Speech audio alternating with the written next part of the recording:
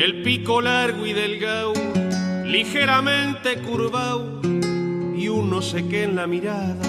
la cola larga y cuadrada, media rojiza de más, y dos patas que quizás le sirven para andar galante, con tres dedos para adelante y uno más corto para atrás. Arma el nido en cualquier lado, árbol, cornisa o tranquera, un molino, una cumbrera o el poste de un alambrado.